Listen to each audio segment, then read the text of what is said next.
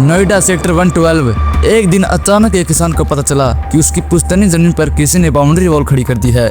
जब वह दौड़कर रजिस्ट्री ऑफिस पहुंचा तो उसे बताया गया कि जमीन अब उसके नाम पर ही नहीं है, बल्कि एक बिल्डर के नाम पर म्यूटेशन हो चुका है। आरटीआई में खुलासा हुआ किसान के नाम की जो सिग्नेचर्स थी वह पूरी तरह से फर्जी थी, लेकिन म्यूटेशन मंजूर हो चुका था पटवारी और तहसीलदार की मिलीभगत से। अब सोचिए, अगर नोएडा जैसे मॉडर्न शहर में ये हो सकता है तो आपके शहर, आपकी गली में क्या चल रहा होगा।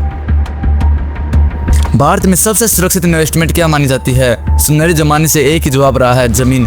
लेकिन इसी एसेट को एक ट्रैप बना दिया गया, एक साइलेंट जाल लैंड माफिया का।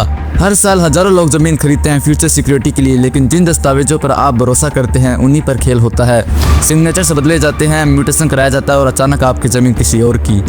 लैंड माफिया कोई अंडरवर्ल्ड गैंगस्टर नहीं, ये व्हाइट कॉलर क्रिमिनल्स हैं जिनके पास कनेक्शंस भी हैं और पावर भी। एक लोकल ब्रोकर खाली जमीन को ढूंढता है, पटवारी कोर्ट्स में छेड़छाड़ करता है, तहसीलदार म्यूटेशन अप्रूव करता है और रजिस्ट्री कलेक्टर नया मालिक बना देता है और पुलिस शिकायत लेने से मना करती है।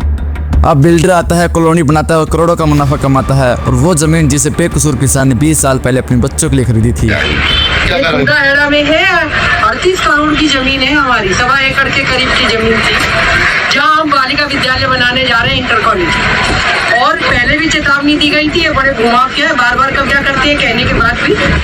ऐसा ही कुछ केस गाजियाबाद 2021 में देखने को मिला। एक बुजुर्ग दंपति 15 साल से अमेरिका में थे, वापस लौटे तो देखा कि उनकी जमीन पर 5 स्टोरी इमारत बन चुकी थी। म्यूटेशन पहले ही हो चुका था, दस्तावेजों में उनके नाम की स्पेलिंग तक बदल दी गई। लखनऊ 2020 एक high ranking police officer retirement के बाद पता चला कि उनकी जमीन को एक पूर्व विधायक ने अपने नाम करवा लिया। आरटीआई में सामने आया कि रजिस्ट्री कलेक्टर ने 2 लाख रुपए देकर म्यूटेशन किया था। हर केस में कॉमन पैटर्न है, फॉरगेट डॉक्यूमेंट्स, इनसाइड एक्सेस और सिस्टम की पूरी मिलीभगत।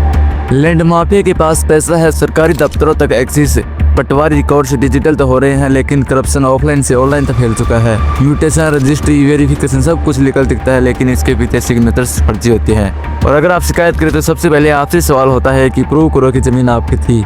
सिस्टम में कंप्लेंट करने से पहले प्रूफ देना पड़ता है कि आप पीड़ित हैं।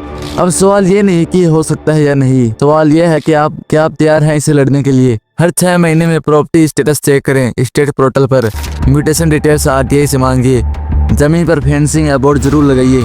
रजिस्ट्री की सर्टिफाइड कॉपी अपने पास रखिए। कोर्ट में इंजेक्शन लेने में डिले मत कीजिए। लीगल फाइट लंबी हो सकती है, लेकिन प्रोटेक्टिव मालिक को लूटना इतना आसान नहीं होता। आपकी जमीन सिर्फ मिट्टी नहीं, आपके खून पसीने की कमाई है। अगर आपने आवाज नहीं उठाई तो अगला नंबर किसी और का नहीं, आपका हो सकता है। तो शेयर कीजिए वीडियो ताकि हर बार सतर्क हो जाए, और सब्सक्राइब कीजिए क्योंकि अगली कहानी में और गहरे उतरेंगे इस देश में छुपे स्कैम्स के साथ। जय हिंद, जय भारत।